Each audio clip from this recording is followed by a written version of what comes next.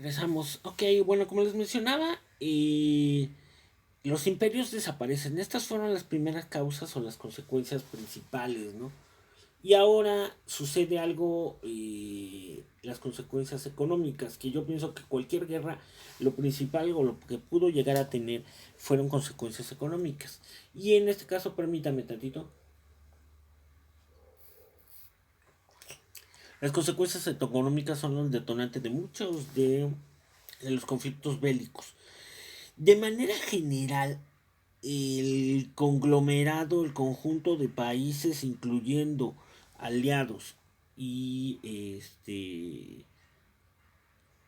y imperios, a pesar de que se dio el conflicto bélico, pues para poderlo sostener, el continente buscó subsidios, buscó entradas, buscó todo lo que se les ocurriera para poderse sostener estos 4 años en guerra. Y se endeudaron y el principal que les prestó, los aliados que les prestaron y por eso llegaron a intervenir, fue Estados Unidos. No nada más con dinero, no nada más con alimentos, no nada más con militares.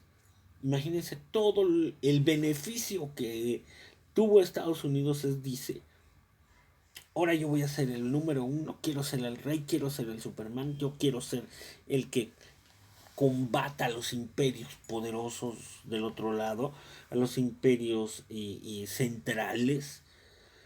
Y Europa tenía que pagar esta lana de alguna manera a perpetuidad, porque consideren que a pesar de lo que de lo que se ve, se tuvo que sacar dinero de muchos lugares. Europa estaba destruida, las ciudades, los lugares, las fábricas, la gente tenía hambre, hambre.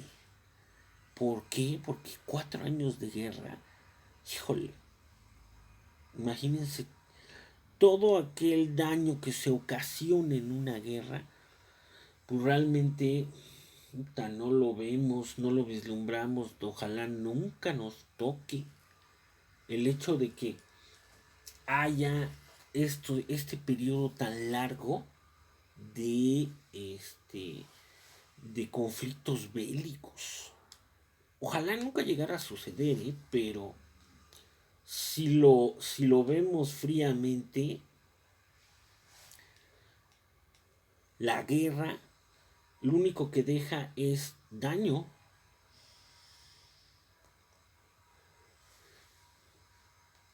Y no quisiera yo, perdón por hacer eso, no debería de haberlo hecho, es mi vapor.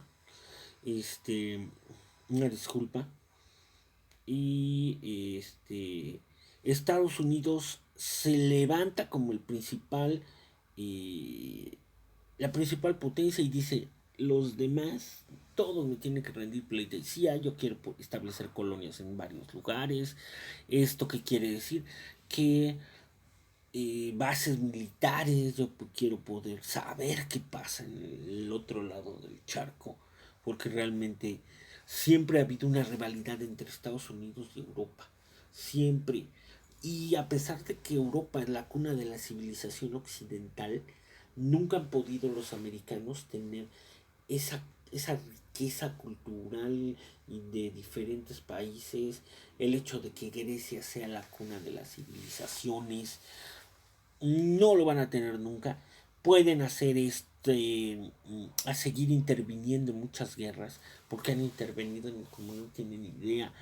Y yo pienso que la principal causa económica es que alguien de alguna forma tuviera que reparar el daño de la guerra, porque yo no tengo preciso quién es el que tiene que reparar o reconstruir las ciudades destruidas en el conflicto. Si el vencedor, perdón, el ganador o el vencido, o es la maldición del vencido que te toca reconstruir a ver ahora dónde vas a vivir porque no dejamos nada en pie, ¿no? O a ver qué familia sobrevivió. realmente no es así. Además de que hay que considerar que otros países copiaron la manera en la que Estados Unidos se erigió como la nueva potencia. ¿Por qué? Porque tuvieron antes la oportunidad de ir a Estados Unidos a aprender esta ideología, este sistema, esta manera de pensar. Y les estoy hablando de bueno, no tan pequeña, una isla del lado derecho del mapa mundi que se llama Japón. Que Japón se vuelve y aún conserva mucho de lo del imperio, pero Japón es un país que por su educación, por su tradición, por sus procesos de trabajo, por su honor, por su comercio, por los productos, se volvió un muy buen alumno de un maestro como es Estados Unidos, tanto que trabajó con ellos a la par y llegó un momento que dijo, mejor me voy con alguien que puede darme esa oportunidad de ser un imperio, y se aliaron de alguna manera con el señor Hitler y el nazismo, que lo vamos a ir viendo y lo vamos a platicar mañana, que fue una mala decisión y que tuvo unas consecuencias pues, de niveles atómicos, como dijera Homero Simpson. Pero Japón se expande como una nación mundial. Y voy con voy con la consecuencia que no por ser la última es la más importante. Los muertos.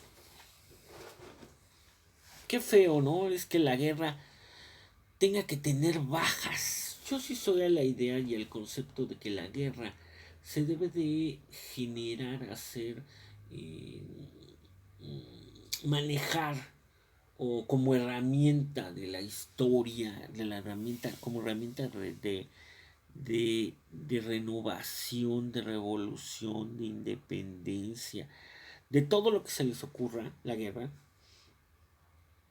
entre militares, entre ejércitos, entre gente que está entrenada para eso, entrenados, capacitados, que tienen el acceso, que saben manejar armas, que saben manejar un ejército, que tienen una línea desde generales hasta el soldado raso. Ellos deberían de pelearse. El problema es que cuando se hacen estos conflictos, la civilización, los humanos, como nosotros comprenderemos, somos el daño colateral.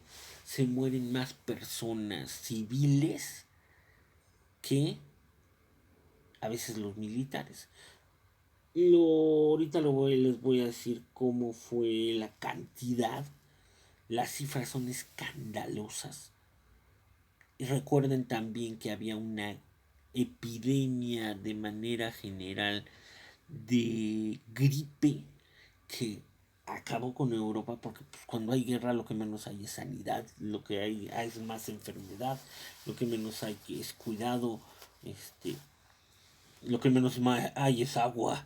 Entonces se murieron en esta guerra 10 millones de personas, por lo largo, por la manera en que se llevó, por la dinámica de las trincheras, por el hecho de que se utilizaron nuevos armamentos, el rollo químico, cómo saber quién era soldado y cómo saber quién es a veces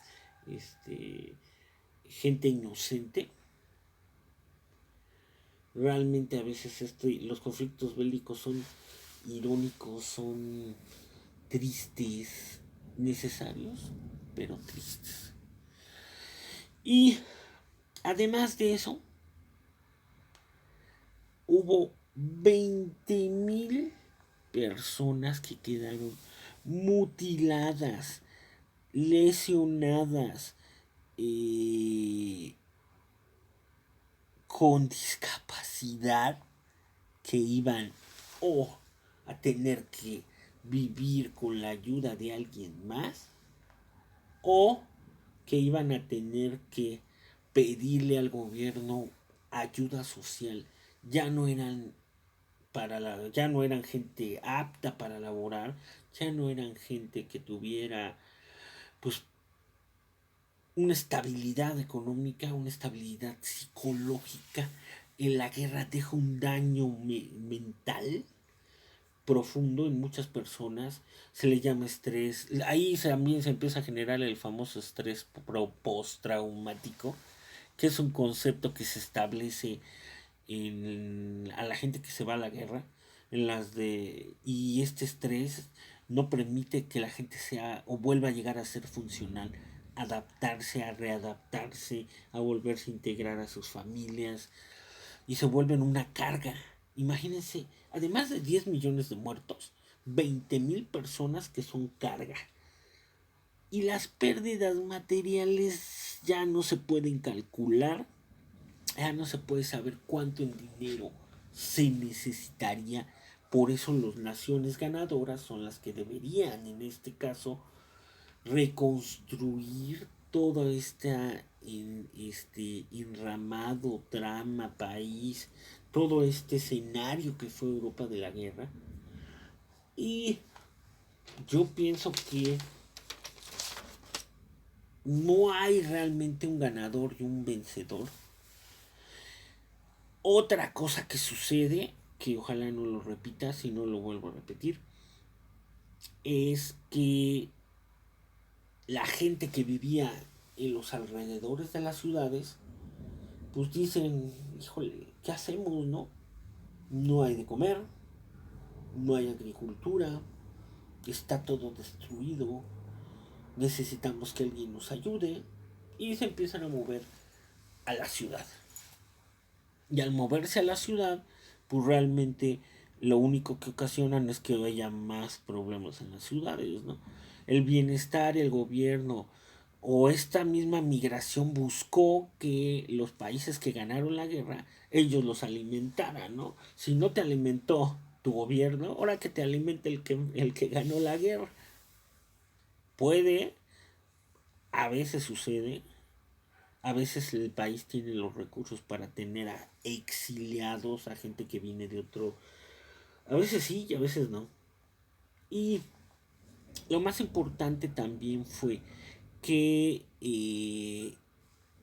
por el hecho de que fueron mucho tiempo de conflicto, en las ciudades los que estaban destinados a pelear eran cualquier persona que pudiera, hombre, agarrar un arma. Y era desde chamacos, desde 12 13 15 años hasta ancianos. Y es decir, en las ciudades ya no había hombres. Y las que toman un papel importante, que siempre lo han tenido, pero ahorita o en ese conflicto lo tomaron ya, fue la mujer. Se emancipó, se rebeló, dijo, no necesito a los hombres, que se peleen, yo me gano el pan con el sudor de mi trabajo, yo puedo estar en una obra, puedo estar en una fábrica. Hay películas en donde las muestran hasta, como ya no hay deportes, dicen, bueno, pues la mujer puede jugar béisbol así, y ya pueden trabajar fuera del hogar. Normalmente la mujer no tenía de alguna forma permitido trabajar fuera del hogar. ¿Por qué? Pues porque no era una ideología. La mujer se le consideraba solamente un instrumento, pues, de conservar la familia y de tener hijos y que los cuidara. Ahora la mujer puede ganarse el sudor, puede ganarse el alimento, puede desarrollarse. No digas que tarde o temprano también tener derechos, porque después, hay que decirlo, después sí se da que tengan derechos, pueden ya después votar, pueden ya después ejercer una profesión, poder educarse. fueron muchas cosas y se establece que haya una sociedad, es decir, que esas naciones que estaban en este conflicto platiquen antes de echar tiro. Aquí podemos considerar que empieza el origen de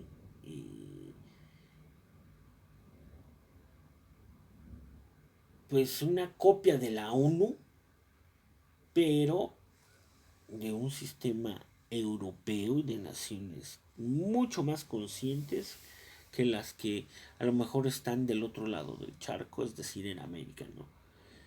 La sociedad de naciones, la sociedad de, de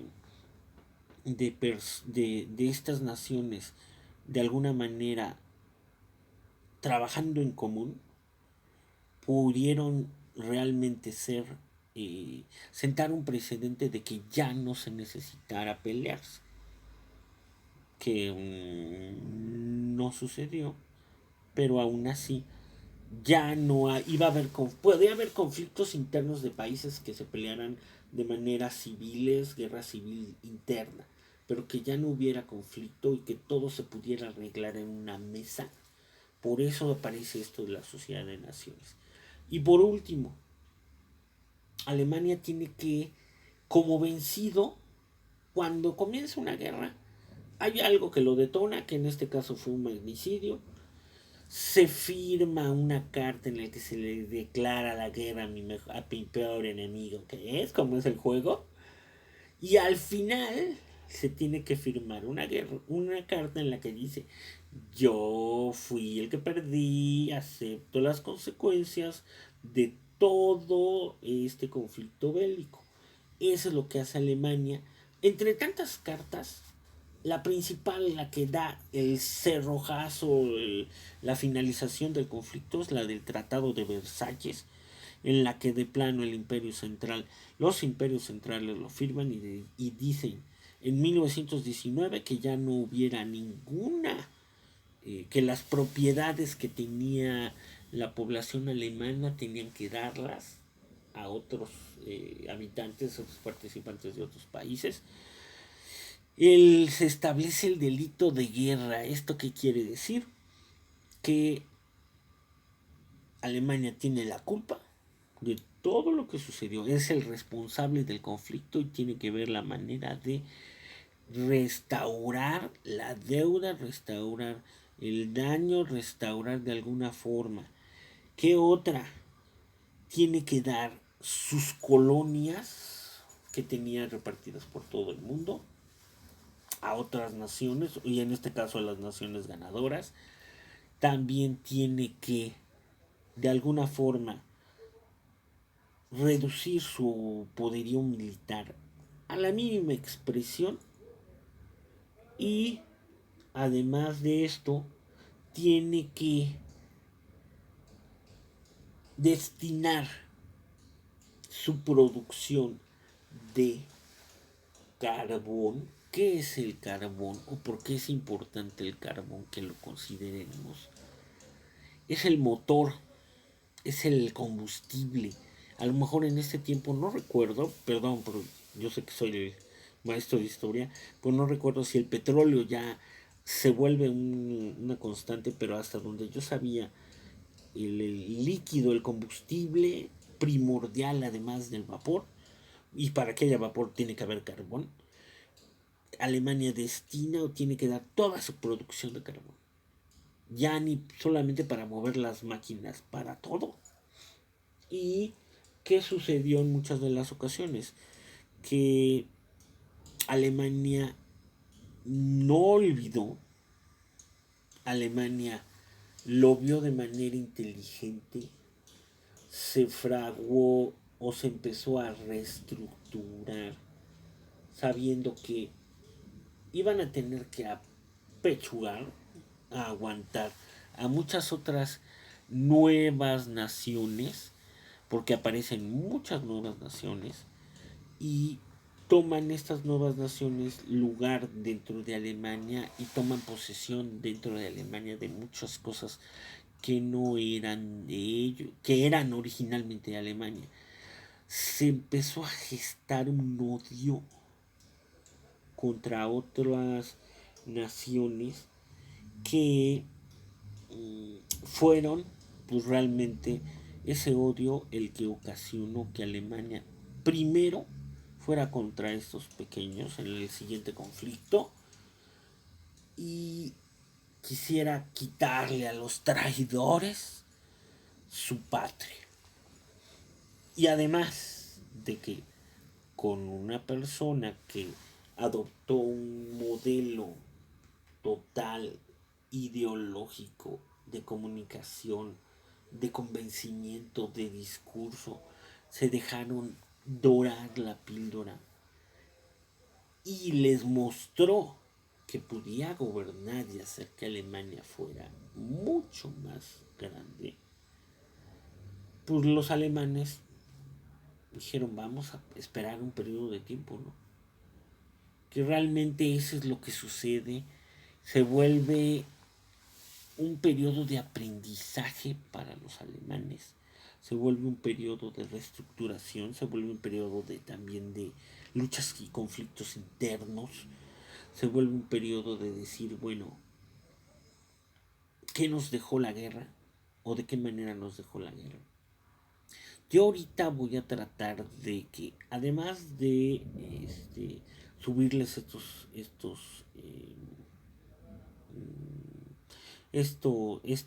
videos, ojalá los vean, ojalá, creo, de verdad quiero que los vean. No saben cuánto trabajo a veces cuesta estar hablando, pero por ustedes, por los alumnos, realmente aquí estamos. Repetimos un video 3 veces.